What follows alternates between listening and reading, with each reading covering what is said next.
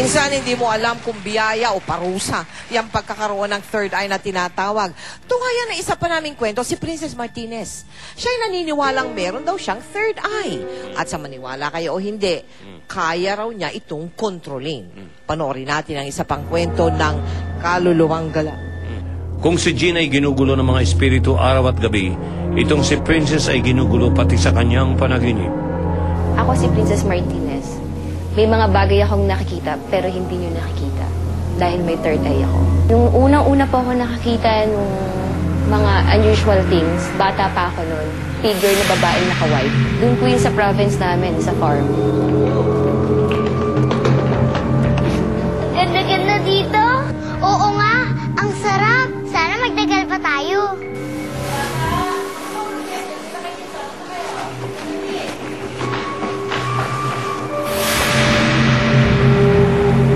Sino po kayo?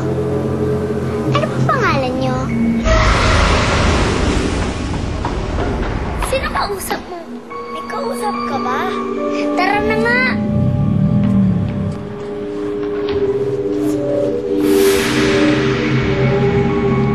Di alintana ni Princess ang mga nakikitang kakaiba noon.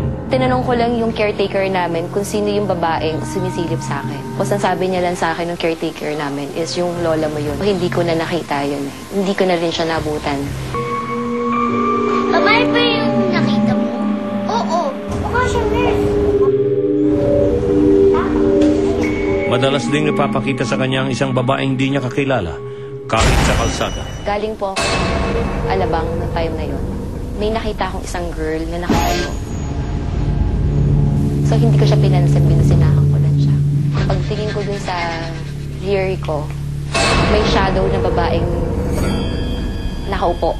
Nakakatakot, tas mag-isa lang ako. Balagi yan sa akin nagpapakita. It's either 2:30 or magti-3 or past 3 in the morning. May times nakikita mo siya from shoulders pababa lang. Sa sobrang takot, natutunan niyang kontrolin ang pagpaparamdam ng mga kaluluwang gala. Dinadaan niya sa taimtim na pagdarasal at ito ang kaibahan niya kay Jean. Pero di niya makontrol ang mga kaluluwang dumadalaw kapag siya ay natutulog, tulad ng kanyang tiyuhin na napanaginipan niya. Princess, Uncle? ikaw nang bahala sa pamilya ko.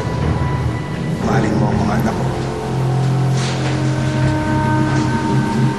Pagkagising, tsaka pa lang niya nalaman na patay na sa totoong buhay ang kanyang uncle.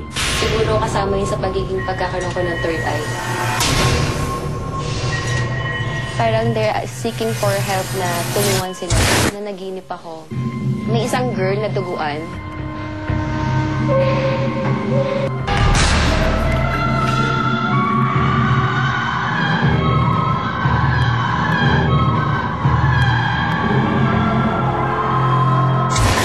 Pero kahit kaya niyang kontrolin ang kanyang ESP, matinding takot ang umiiral sa puso ni Princess. Ayon sa psychic researcher na si Sharon Navera, maaalis ang takot ni Princess kung uunawain niya na natural at isang gift ang pagiging clairvoyant niya. She will be a good clairvoyant later on. She can browse the internet, i-understand niya basically reading books, kung ano yung meron siya.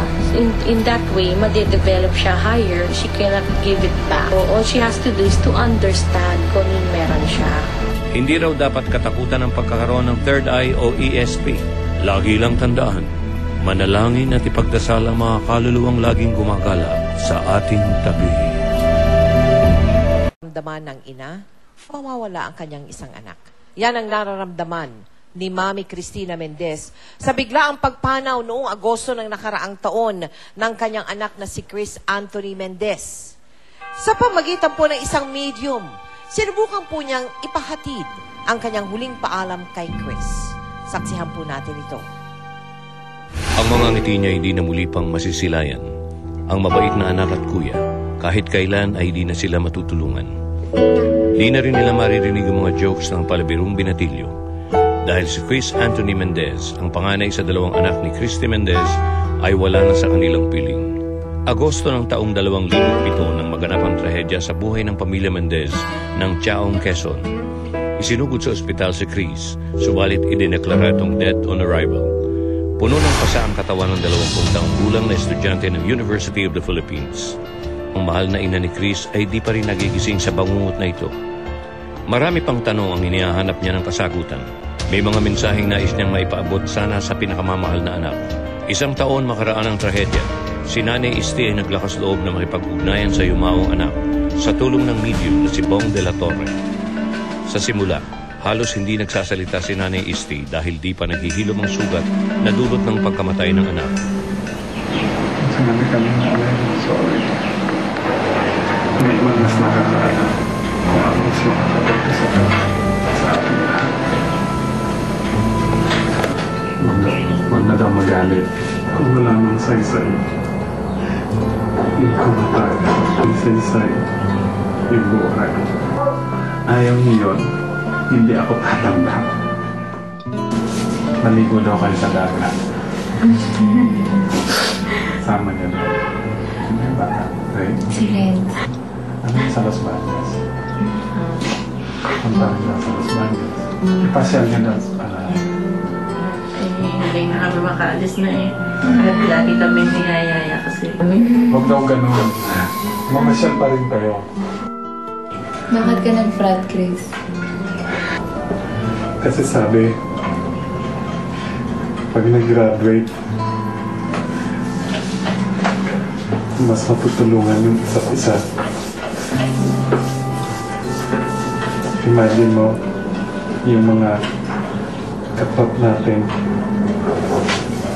na nauna sa atin, ang galalaki, ang gaganda ng pwesto, ang yayaman. Ang pinasasabi din na, yung mga gumawa noon, parehong katawan, pero hindi na sila sinasapian talaga yung hindi maganda. Kasi naniwala siya, ang magiging samahan natin dito, higit pa sa pamilya, ang mararanasan mo dito, higit pa sa mararanasan mo sa anak mo. Pagmamahal sa pamilya. Sa gitna ng kung ano man ito, alalahanin mo.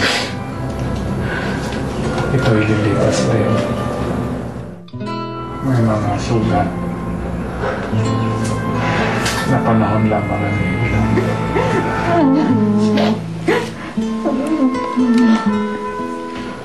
Sana lang mga po kayo na ito na yung huli niya ni Iyara. Pero masaya siya pag masaya kayo. May mga pangyayari sa pag-uusap na ipinaliwanag ang medium na si Bong. May makikita ka naman parang mga eksena. Tapos minsan mukha ng tao. Ayan. Tapos may naririnig akong bulong. Ang validation ko kasi yung kaibigan niya, si Ann, may mga detalye na binibigay na parang sila lang wala. Alabiro, parang seryoso yung mukha. Ano ang saloobin ng ina sa huling pakikipag-usap sa namayapang anak? Tunghayan natin ngayon ang mga kasagutan. So, Miss Mendez, ang unang tanong ko, healed ka na ba? Hindi po. Hindi kayo nagkita nung anak mo? Patay na siya nung nalaman mo? Wala kayong huling paalaman sa isa't isa? Wala po. Parang bigla. Katunayan nga po Pahimakas. yung araw ng tinawagan ako, birthday ko po yun. Birthday mo? Opo. At nung nalaman ko po na ganun, sabi ko, bakit naman ganun yung pa-birthday mo sa akin? Sabi ko ganun. Kung bibigyan po ba kayo ng pagkakataon pa ano bang gusto niyo pang itanong kay Chris? Gusto ko po sanang itanong kung sakali na kung sino-sino yung mga responsable. Sa pagkamatay niya, Apo. ang ibig mo sabihin. Apo. No? Pero ang gusto ni Chris kasi parang yung sinasabing, pabayaan mo na, sumulong ka na sa buhay mo. Sige na. Yung sinabi niya po na sana katapusan ko ng pag-iyak yun. Oo. Nagawa ko po yun ngayon. Ano, Father, mapapayo mo kay Miss Mendez? Ang punto, kapag tayo ay